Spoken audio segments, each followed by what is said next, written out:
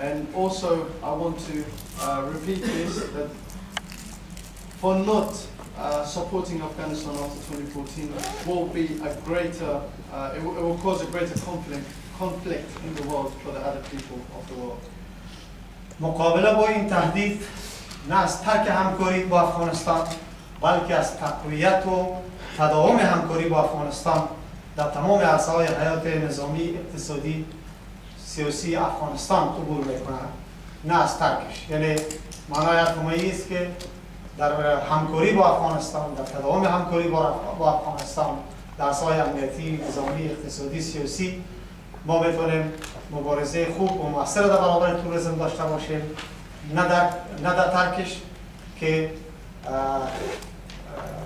تکرار آنچه که در دهه 90 و در اول سده 20 با وقوع پیوست در افغانستان و منطقه و جهان وجود ندارد. To achieve this, we need our colleagues in the NATO to keep and maintain their support, not to leave us on our own. And to have their support and to keep their support with us, we will succeed and bring a change, not when they leave us. یک بار دیگه تشکر میکنم از برگزار کنندگان این کنفرانس و تشکر میکنم از حضور شما در اینجا و بخصوص مهمانان ما که از کشور بریتانیا، از پارلمان بریتانیا شرکت کردند و همکاری از اینا را همیشه با مردم افغانستان خواستار هستید. موفق باشید. Once again, I want to thank you, every single one of you, and especially the Member of Parliament from the UK. And I really want to thank you and appreciate everyone's presence today in here. And thank you very much once again.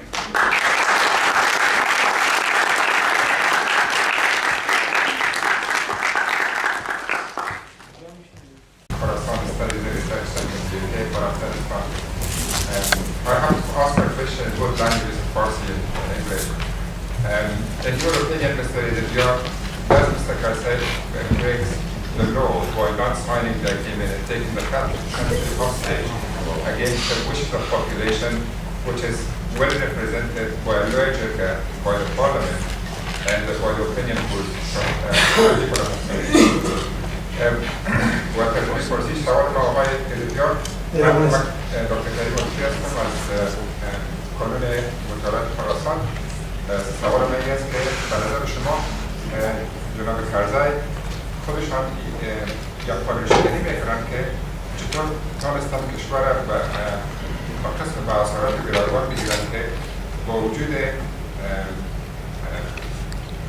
آرایی که نشان داده مردم و با وجودی که تصمیم دیگر شده و با وجودی که نظر پارلمان بسیار موافق است و امضا کردن موافقه جانبه یک امنیتی چطور مانست که یک نفر کل کشور گروگان بگیره خود از این شکست و شکست دادن قانونی و چی راهی شما جستجو میتونید بکنید که اجازه ندید که یک نفر بتونه گروگان بگیره کل کشور.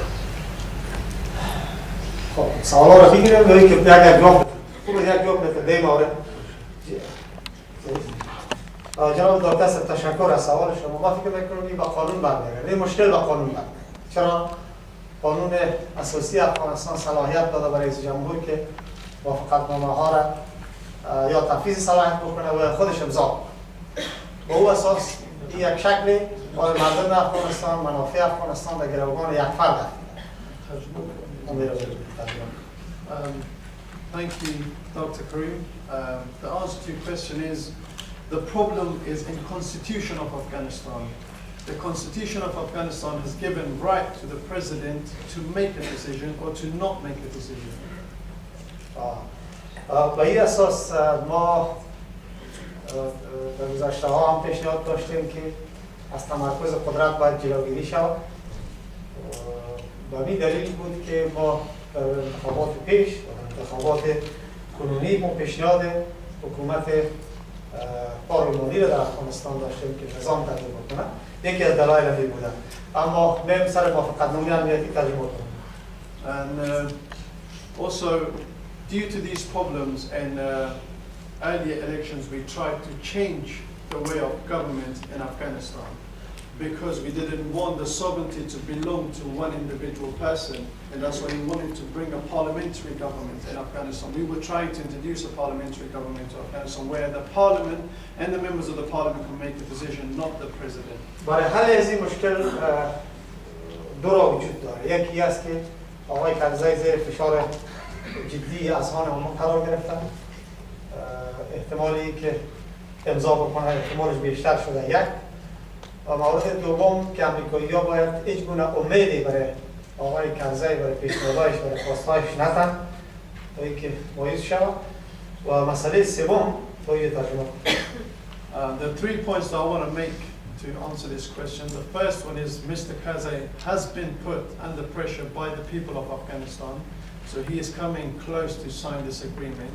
And also, we ask from the United States of America not to give any hope to President Karzai for his future interests, and which will make him sign this agreement. و یک روز پیش از اینکه به طرف انگلستان اومدم با معاون سفیر امریکا ملاقات داشتم و از او خواستم که در این مورد جدی متوجه باشن. اگر کوچکترین امیدی هم برای اونا بدن، اونا بیشتر پافشاری میکنن. و این اساس باید به صراحت صحبت کنن، به قاطعیت صحبت بکنن تا اینکه امیدواریایی که امریکایی‌ها و خواستهای از اینا وقع میگذارن و با خواستهای جواب مثبت میدن، او از بین میره. One day before I came to the UK, I met the deputy ambassador of America to Afghanistan, and I had this discussion with him, and I said to him that they have to make sure not to give any kind of hope to Mr. Karzai, and not to support him in any way that he wants to be supported, and they should make it very clear to him that he has to sign the security agreement for the people of Afghanistan. و گزینه راه آخری است که با امضای موافقتنامه را واگذار کنید به حکومتی که پس از انتخابات به وجود میاد، حکومت منتخب جدید که امریکایی‌ها هم این گزینه را پذیرفتن که آقای کرزی امضا نکنن، اعلام میکنن که این موافقتنامه را با حکومت نو منتخب امضا میکنن. And the final point I want to make to this answer is that we, as the Americans, have come in terms to leave this, the signing of this agreement for the next president, which will be after the general elections in Afghanistan, if they don't approach an agreement with Mr. Karzai. Ask my question in English in this case, please. My question is to Mr. Dezantiara. You seem to be very pro pull out of foreign troops. I would like to know what is the guarantee that we won't be the second Vietnam or the second Iraq after pulling out of NATO troops, as the history told us before. در این مورد ما براتون بیشتر در این پرزنتیشنی که ارائه کردم عواقب از او را ما عرض کردم که اگر ما پیمان امنیتی را با جامعه بین‌المللی امضا نکنیم، اگر در راستای حمایت از قوت‌های امنیتی و دفاعی افغانستان کمک‌های جامعه بین‌المللی نداشته باشیم و گزینه صفر در افغانستان عملی شود، ما میریم به دهه گذشته و به دهه قبل از سقوط طالبان که میره بودیم. As I earlier mentioned in my presentation, if we don't come into a security agreement with the United States and we don't sign this agreement and they leave us and don't support us post 2014, we will be going back to the era before which was the era of the Taliban. به اون اساس است که ما تاکید میکنیم که ما همکاری جامعه بین‌المللی برای تأمین منافع متقابل در افغانستان باید داشته باشیم. چرا یک منافع افغانستان مطرح نیست که منافع جامعه بین‌المللی، کشورهای منطقه و کشورهای همسایه ما مطرح است. اگر امریکا و اروپا و هر کشور خارجی در افغانستان کمک میکنه، یکی از اهدافشان و یکی از مزیت‌ها برمیگرده به منافع خودشان. And for that reason, we always repeat that we would require the support of the United Nations and the NATO after 2014 to maintain a two-way system. It's going to provide sustainability in Afghanistan and also going to benefit them in terms of their security in the future. So agreement will be beneficial for both parties in this case. Just your name. شاملی هستم از پروانی که از منجزای مقاومت دراز در مقابل لشکرگیری سوال داریم اینجا که این برادرای دوستای خارجی ما در افغانستان کشته میتن مثل افغان‌ها هزارانشون کشته شده. اینا خود این دولتمندان خارجی در مقابل ملتشان خجالت نیستن که در مقابل یک توریست 10 نفر ما کشته میتیم توریست رو میگیریم باز آقای قرضه اینا رو رها. آیا جواب خودتون چی از برای کشورهای خارجی از اینا سوال کردی که شما از آقای قرضه سوال کنید که ما 10 نفر کشته میتیم 1 نفر طالب میگیریم بازی طالب باز دوباره تو اعلام میکنی که برو دو پیرد یا باز هم بزن این پیرد خوب میشه و یک بار دیگه بیاد. Very important question we asked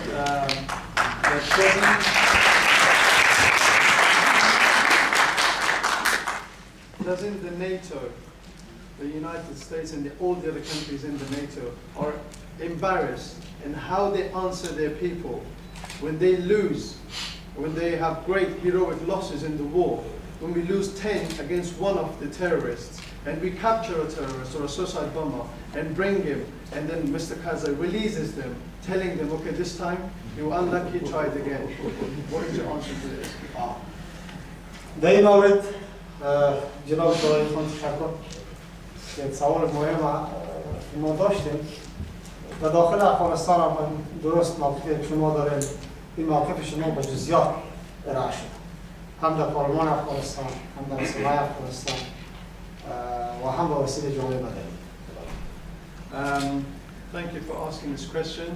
The question that you've asked, the Parliament of Afghanistan, the people of Afghanistan, and the media in Afghanistan have asked this question several times in great details. و جزئیات به این معنی که ما دو یادداشت داریم طالبی که از زندان بگرام رها شده، از گوانتانامو رها شده، از پل چرخی رها شده، اینا رفتن و صف طالبان قرار گرفتن در ولایات بادغیس، غزنی، هلمند، قندهار و جنگ افزایش دادن. By great details, I mean the Taliban who were released from Guantanamo Bay and the Bagram air base have rejoined the Taliban insurgents in Badghis, Kandahar, Helmand, and many other provinces of Afghanistan. جمعه بین‌المللی هم به این مورد موقف خودمون داشتن، بازیگیری خودمون داشتن. شما دیدین که در مورد 88 زندانیایی که فعلا از بگرام قرار است که 72 تا رها شود، آمریکایی‌ها موقف بسیار جدی دارند و با دیتیل اسناد در اختیار حکومت افغانستان و اختیار استخبارات افغانستان قرار دادن که اونا کسایی را که به جنگ‌ها شریک بودن، به ترور شریک بودن میخوان آزاد بکنن، خطرات از اینا را بازگو کردن. The NATO and the Western countries have supported us and helped us in many ways. In this case, they have provided all the proofs that they have for the 72 insurgents which are due to be released soon from the Bagram air base to the media of Afghanistan for the reasons that what threats can they cause in the future if they were released for the people of Afghanistan. خلاصه ای که در این مورد رهایی سازی بی‌رویه، غیر عادلانه و غیر قانونی زندانیان طالب از زندان‌ها جدال بین مردم افغانستان که با واقعیت‌های افغانستان اعتراف دارند یا با واقعیت‌های افغانستان می‌اندیشند، جامعه جهانی و کسایی که در حکومت و طرفداری از طالبانی که عمل انجام میدن ادامه دارند. و ما امیدوار هستیم که بتوانیم حداقل با اون کسایی که باقی موندن اینا را در زندان نگاه کنیم. People in the government and also some in the NATO who are in the favor of releasing these Taliban, we are working greatly against them to maintain these prisoners so they cannot be a threat in the future for the people of Afghanistan. Yeah, we will take just putting more questions, okay? And please get it. وزیر لیمون گرامی ما آقای زودیار خدمت می‌کنم شما ممکن احمدی هستم نماینده مبارزات اروپای باشد در عالم. ما سوال ما ارتباط می‌گیرد با مهاجرینی که در اروپا هستند. فکر کنم شاید هستند خبر دارند وضعیت مهاجرین در اروپا بخصوص در یونان شکل بسیار خرابی قرار دارد که ما فرض شکل فرانسه داشتیم. به این اعتبار ما نزدیک وضعیت بسیار بررسی کردیم که وضعیت بسیار خرابی دارن. اینکه در ابتدا بندی میشن وضعیت بسیار خرابی دولت ایران در باشان است. من سوالم از آقای زیاد سینا است که رئیس مدیر پارلمان یا رئیس معاون سنا اینا در کبار مهاجرین در اروپا اینا چی سیاست را دارن و چه قسم منابع رو میتونن به اینا برسن؟ This question is that he is a human rights representation in Poland for the same organization, which is Mr. Massini in England. His question is that they monitor the situation of Afghan refugees in Greece, and they went there and they see it from very close range. He thinks they are in miserable conditions, and the question is how would you deal and what are the plans as an MP or the Deputy Senate in Afghanistan for these refugees? What support can Afghanistan provide for these refugees? Sorry, the last question, please. I just going to ask my question in English and Farsi. First, I would like to welcome Mr. Ezra to the UK and attending this conference. My question is, first I want to introduce myself as Fahim Amiri. I'm an economics student at the University of Nottingham. My question is about the US civilian aid to development projects in Afghanistan. Recently, the US Congress cut the civilian aid budget by about 50%, which would be a huge setback for development projects in Afghanistan. And it is said the main reason is the refraining of President Carter from signing the bilateral security agreement. So obviously he is responsible for it. I'd like to know who else in Afghanistan is responsible for this setback, because of one person. Is the Senate, is the House of Parliament, the lower, the Commons, or even responsible for this as well, because obviously it will be a huge setback. We had conferences with the Ministry of Refugee in Afghanistan. This was due to some illegal immigrants which were deported from Europe back to Afghanistan, and we had these the conferences, and the committee sat with them and discussed how these problems should be tackled, and these refugees should not be sent back on the way they were sent back to Afghanistan. و در مورد مشکلات تعلیم و تربیه و مسائل دیگه که اینا داشتن به ما که رسیده یا هیئت‌های ما که به کشورهای مختلف سفر کردن خصوصا به اروپا او انتقال داده شده که حکومت باید به رفع اقدامات خود داشته باشه. And also as a member of parliament and as a parliament we tackle the problems that they face in terms of not being able to educate themselves and have an education because of being an illegal immigrant in Europe. And we have passed this to the Ministry of Foreign Affairs and the Ministry of Refugee, which should be tackled. مثل که ما امروز خواست شما که خواست مردم افغانستان و در انگلستان و اروپا زندگی میکنیم در قبال قضای مهم افغانستان از جمله خروج حکومت‌های خارجی از کشور ما، آینده افغانستان و پیمان امنیتی این انتقال میکنیم به افغانستان. در موارد دیگه هم همین شکل خواستای مهاجرین انتقال میکنیم. Just like the way everyone in this conference room has come for post-2014 Afghanistan to pass a message to the NATO and the Western world. In the same way we have tackled these problems in Afghanistan for the refugees or illegal immigrants who are based in Europe and facing all these problems. در مورد یونان فشار پارلمان بود و خصوص فشار مجلس سنا بود که حکومت آماده شد یک کنسولگری را در آتن باز بکنه و او مشکلاتی که مهاجرین ما اوج مواجه می باشند ماننده ما شما به او رسیدگی شود. این وقت زیاد برجسته شد که تعدادی از مهاجرین در دریا غرق شدند و مشکلات دیگه مواجه شدند. A great example of this is the Afghan Council in Greece, which we didn't have any before, but due to the force and pressure put from the House of Senate on Mr. Karzai, made him to have this council in Greece and help the refugees who are based in that country. Hello everybody, thank you very much for giving me a chance to speak. I think probably most people in the room are better qualified to talk about the meaning of the elections, the mechanics of the elections for Afghans themselves. So I'm going to restrict myself to talking, hopefully briefly, about something that more my area of expertise, which is political narratives and perceptions about the elections from outside Afghanistan, and very briefly the role of the foreign media. Is this working?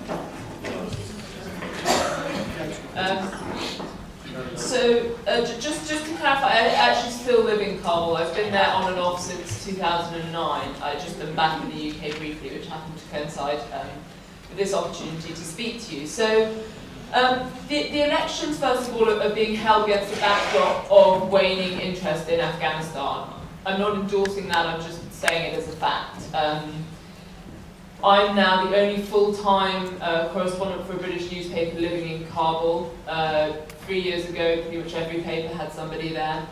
And over the 5 years that I've been reporting from Afghanistan, I've seen the narrative swing, the sort of narrative about Afghanistan that when I come back people tell me, and that politicians and diplomats are trying to push there. So when I first arrived, it seemed sort of unrealistically positive. Everybody was saying that Afghanistan, new Afghanistan had been born, everything had been changed dramatically, the Taliban were on the run, security was about to be completely guaranteed across the whole country. So, as journalists, we spent time kind of pushing back against that and asking about areas where there were problems. Now I come home to the UK and I find it sort of gone too far, it seems to me, in the opposite direction, and the narrative, the understanding of Afghanistan that I find people have is often overly negative. There's a sense that it's been a waste of lives, a waste of money, that nothing has been achieved, that Afghanistan hasn't changed at all. There was a very sobering recent poll in the United States that the war in Afghanistan is now the most unpopular war in US history. That means it's more unpopular than the war in Iraq, it's more unpopular than the war in Vietnam. Less than 20% of Americans thought it had achieved anything. So you have a backdrop of disengagement and negativity, essentially, across the Western world. The elections are likely to be the last major flurry of media interest in Afghanistan itself for some time. There will probably be a lot of coverage at the end of this year when the troops leave, but that will be more about the troops and the military mission. It won't be about Afghanistan as a country, its political future. A lot of old colleagues, people I first met in Afghanistan in 2009, 2010, are coming back for a month or two to cover the election. And I think the coverage and what happens will probably define how Westerners see Afghanistan for a while. Now, I'm not saying that how Westerners see Afghanistan has any inherent value in itself, or even that it matters. However, the Afghan government can't support itself financially at the moment. There's $8 billion of aid money and financing for the army that has been pledged, mostly by the US, but other NATO countries. If the election doesn't happen, or if it's marred by very serious fraud, it will make it difficult for politicians in the UK, in the US, to come through on those promises. You'll have a lot of negativity from the people who voted them in about why that money should still be going to Afghanistan. By contrast, if the election goes relatively well, it would be a strong challenge to the sort of very negative narrative that you get at the moment. I think you saw that a bit with the election in Pakistan, where there was a lot of negativity about how it would go, about what the outcomes would be, and while it wasn't perfect, it was considered a relative success, and it certainly changed how some people thought about Pakistan and its struggle to govern itself.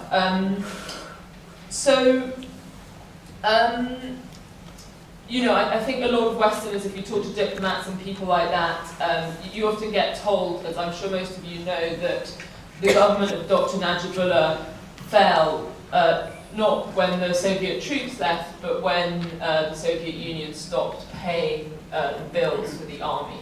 I think there's absolutely no question that Afghans who I've met many Afghan soldiers and police, that there are problems with both forces, but they're incredibly brave. And very able to fight. But like anybody, they have families to feed, and if there's no money for their salaries, one has to question how long they'll be able to keep fighting. So, I'm not saying that any of this matters more than what the elections mean for Afghanistan itself, of course. But I was just trying to do a little sort of summary of how perceptions of the election from the outside, what they might be and why they would matter. In terms of the Western media role in the election, I actually think we're pretty marginal. We're not the main news source for most Afghans. What we write is followed quite closely by politicians, but our stories rarely have much impact on the political scene in Afghanistan. I'd say it's the Afghan media and their coverage that will really affect the outcome of the elections. We will be conveying what happens back to the populations, which is, in our home countries, which, as I said, I think is important. But in terms of the process itself, I think we have very little influence. So I've tried to keep it brief, so there's lots of time for questions about, being a journalist in Afghanistan or anything else. If you don't get a chance to answer your question or you have any other thoughts or comments, I always welcome emails from anybody. My email is just my name, emma.graham-harrison@guardian.co.uk. So thank you very much.